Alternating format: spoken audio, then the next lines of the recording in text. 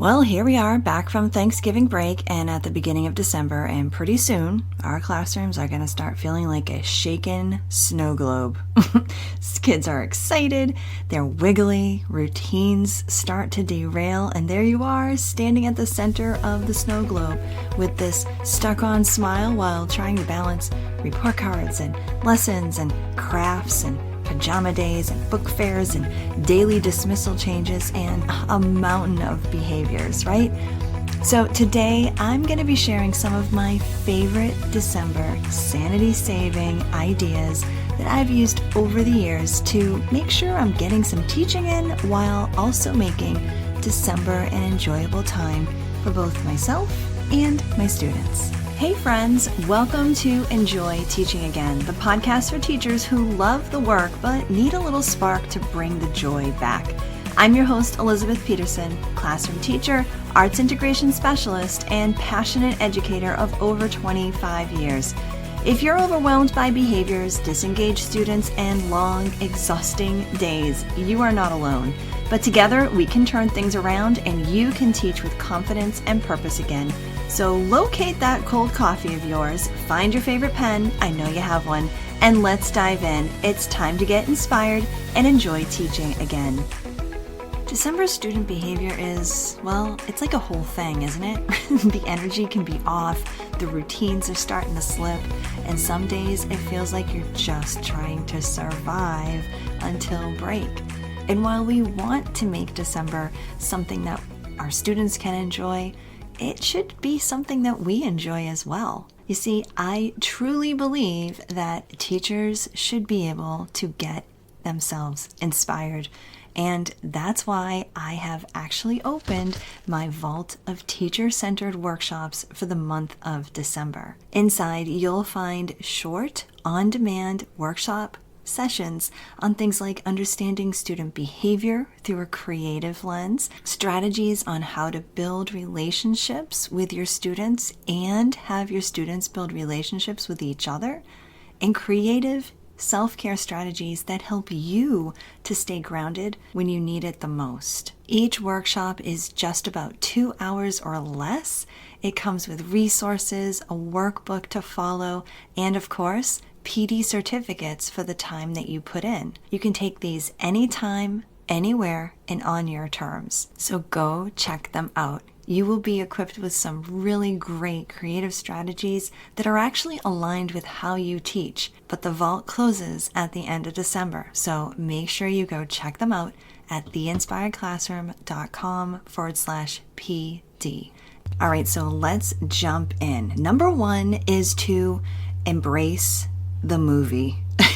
Now, sometimes the best move is to just pause for a minute with a well-chosen classroom video or movie. And I'll tell you, this is not cheating. This is strategic. I use movies for when I need to get those report cards done or write down some assessment notes or even, get caught up on things for parent conferences or just simply to take a break. And in December, it's the perfect opportunity to use a movie or a video as something that your students can earn and maybe even tie it into a PJ Stuffy Day, which always seems to be a hit.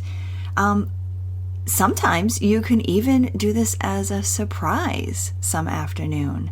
But here's my big tip, and maybe you even know this one already, and that is to always have coloring pages or sheets for sketching ready, because it seems like the students of today, they just can't sit down and watch an entire movie. Have you noticed that? It's actually alarming. But that's maybe the topic for a whole other episode.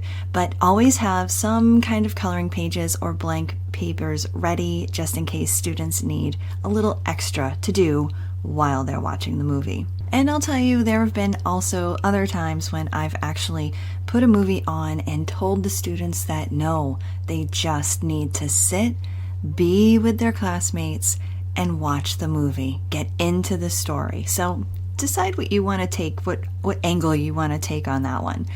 Now, there have been times when the idea of a movie was just too exciting And it kind of seemed to backfire with behaviors in the hours leading up to the movie in the afternoon. Been there?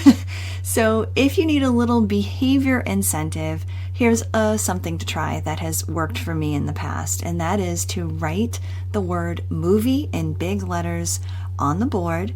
And as the day goes on, if there are some behavior disruptions, I'll just walk over dramatically to the board and erase one of the letters. And even if one letter remains, they earn the movie. Okay, number 2 is to keep your crafts and your art projects simple.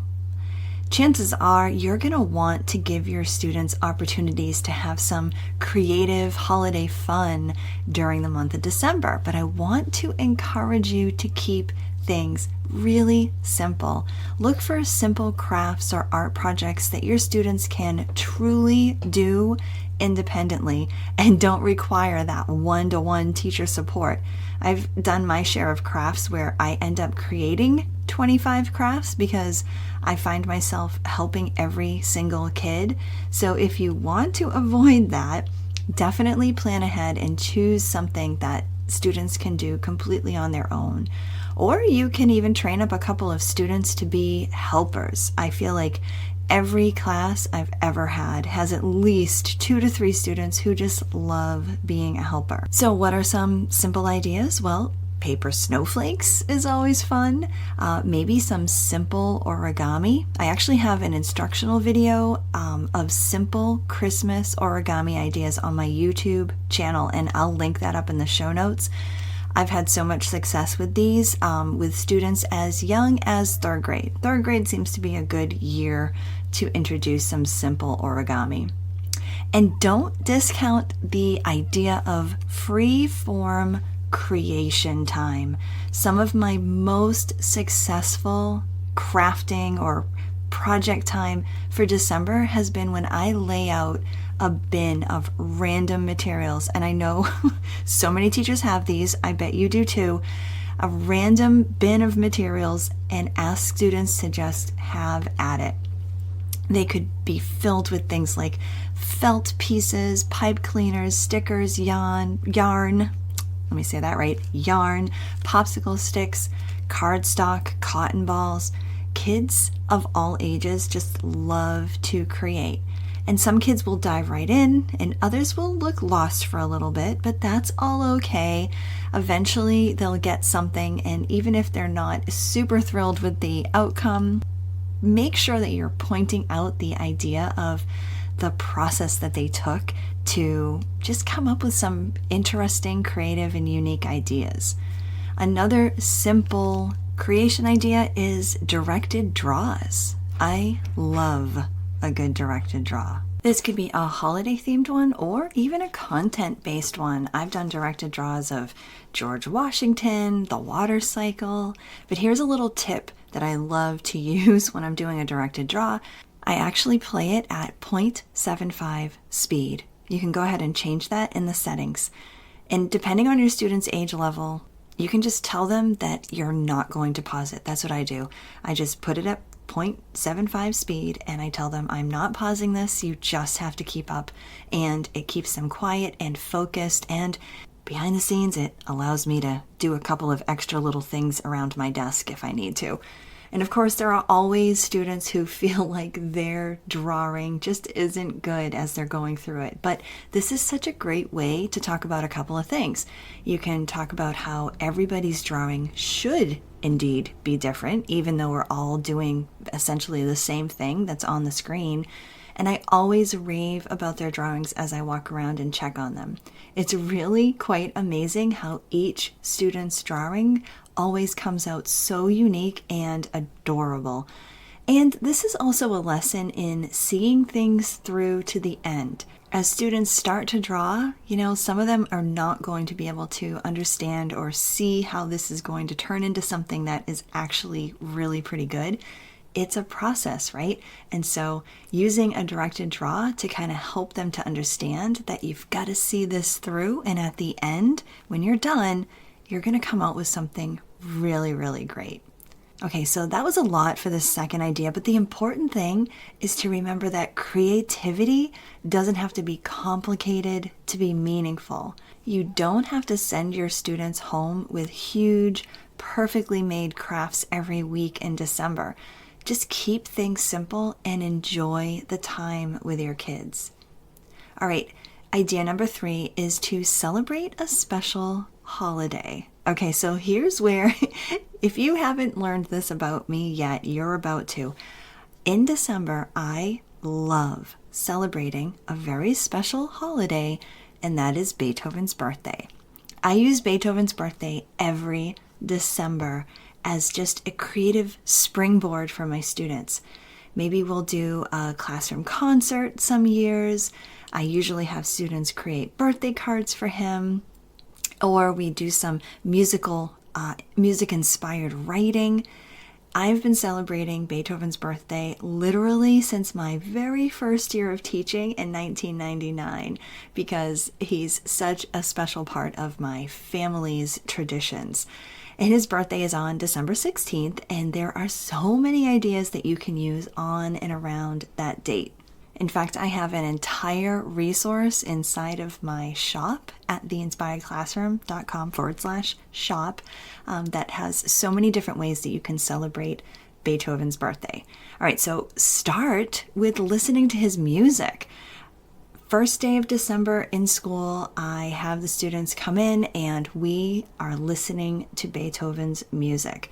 And when the holiday energy is high, sometimes we have some calm classical music to balance out that energy, which makes Beethoven's birthday the perfect excuse to press play. And if you do want a calm atmosphere, I want you to search for the album called Beethoven for Book Lovers that has so many of his slower, more calming pieces, because not all of Beethoven's music is calming. But you can even build on the idea of listening to his music in your classroom and have his pieces be the springboard, the inspiration for story writing, for poetry, for illustrations. Oh my gosh, there is just so much you can do. In fact, I have a couple of resources you may be interested in if music and Beethoven is something you want to try out this December. So inside my workshop vault, which is open just for the month of December, I have a mini course that shows you how to bring listening experiences into your classroom and integrate them into your content. That mini course also includes a copy of my book, which is called Inspired by Listening. So go to theinspiredclassroom.com/PD, and that will show you the mini course. It's called Bring Music Listening into Your Curriculum, and it includes my book, and it's worth 3 PD hours, so you get a certificate for that. And in my shop, like I mentioned, theinspiredclassroom.com/shop, you can also grab my downloadable resource, which is called Celebrate Beethoven in the Classroom. There are so many Beethoven-themed ideas that you can use that will support reading and writing skills, along with listening and sharing musical talents.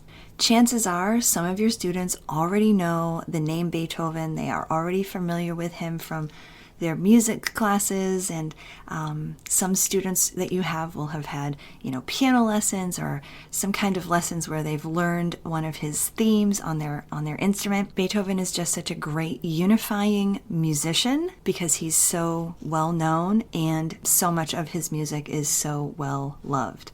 Now, a simple thing that you can do is, after you've listened to some of his music and maybe taken some time to read a book or two about his life — there are so many books out there, by the way — you can simply have students create birthday cards for Beethoven.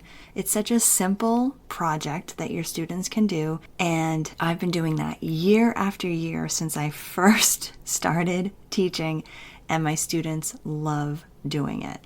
All right, let's jump into idea number 4, which is building calm through connection. Now, going off the heels of Thanksgiving, this is a great time to just continue conversations about gratitude and keep students talking about the things that they are grateful for. This is really a great strategy to continue because it helps students connect with each other as they learn more about each other, but it also really helps those students who have a really hard time in December. You probably know the ones I mean. Those students who are not looking forward to a holiday break where they are at home and they're not in a safe environment like they are at school, those kids, their behaviors start really ramping up in December. So helping them to focus on things that they are grateful for is such an important skill. And even more so is helping them to understand that they are seen and supported and liked by their peers. Peer-to-peer relationships are so important, and December is the perfect time to build on that. So allowing times for students to work together, maybe do some quiet games together. Maybe you do like everybody bring in a board game and students can play with one another. Or even better, have a Friendly Friday note exchange. Now, if you don't know what Friendly Friday is, it is a teacher and student favorite where students are able to connect with their peers by creating notes for each other. I go into so much detail on how to have successful Friendly Friday experiences in my mini course, which is called Friendly Friday Framework, which is available inside my vault of workshops through December. Everything you could need is in that mini course, including how to handle students that may be resistant to participating in such a thing. The simple fact is that behavior improves when kids feel seen and they feel safe and they feel supported. And December is such a wonderful time to make sure that that is happening. Okay, so number 5, can we talk about how to channel the energy that is synonymous with schools in December into some fun and focus? So instead of fighting the holiday hype, let's channel it into some positive momentum. I love using December to introduce different music to soundtrack my classroom, from slow, jazzy, Christmassy music to create like that coffee shop feel, to upbeat holiday songs for craft time or a brain break. And what that does is, as I'm soundtracking my classroom, I'm channeling that energy into the type of atmosphere that I am trying to accomplish inside of my classroom. Another fun idea is having a countdown with daily incentives or special challenges. So for this, you can take old Christmas cards and cut them so that you only have the cover of the card, and then on the back of the card, write down one class prize or a challenge for the class and put it into an envelope that's labeled with numbers. So I'll usually do this for the last 7 to 10 days of school before our break. I'll tack up each envelope in order at the top of the board, and then each day, if they actually earn what's inside the card, I'll open that day's envelope and reveal what's inside. Now, these can be anything from 10 minutes of extra recess or free time. They can earn a directed draw or a chance to sit anywhere in the classroom. That's always a big hit for my students this year. It can be a special read aloud, a crazy sock day or a stuffy day, or the opportunity to be the first ones out at recess. That way they can get the playground equipment that they want, right? And the last card, well, that's usually a movie. Each day I'll put the word card on the board, and they'll have to keep at least one letter of that word on the board in order to even open the card. And if they don't earn it, that envelope stays closed and left on the board. Something I think we all need to remember is that the energy of December, it isn't the enemy. It really isn't. It just needs a little direction and focus. Okay, so let's review the 5 things. Number 1 is embracing the movie and knowing that that's not cheating. That is a good thing. It can be a good thing. Number 2 is to keep your crafts and your art projects simple and able to be done independently by your students. Number 3 was to celebrate some special holiday, and I encourage you to check out how you can use Beethoven's birthday as a celebration in December. Number 4 is to build in that calm through connecting, having your students connect with each other. And number 5 is to channel that energy into some fun and focus. December can be such a fun month in our school year. And to accomplish that, sometimes we need to let go of some of the perfection that we may be striving for, right? You're allowed to do a little less and still be a great teacher. And it's also a time to show your creative side, to really do some things that not just your students will enjoy, but you enjoy as well. And that's why this month I've opened up my vault of teacher-centered workshops, because these workshops are built for you to really get inspired. And that just might mean grabbing some of the creative resources and workshops that I have unlocked this month inside my vault. So for the entire month of December, you can get access to my collection of practical and creative professional development workshops that are designed for teachers like you.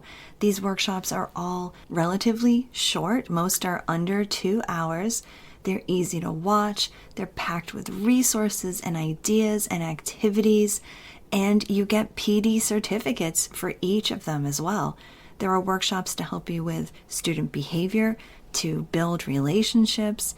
There's workshops in social emotional learning and SEAL, in arts integration, and creative teacher self-care, because that is absolutely something that you should be doing for yourself. So much of the PD we take is kind of, it can be dull, it can be redundant, sometimes it's even irrelevant.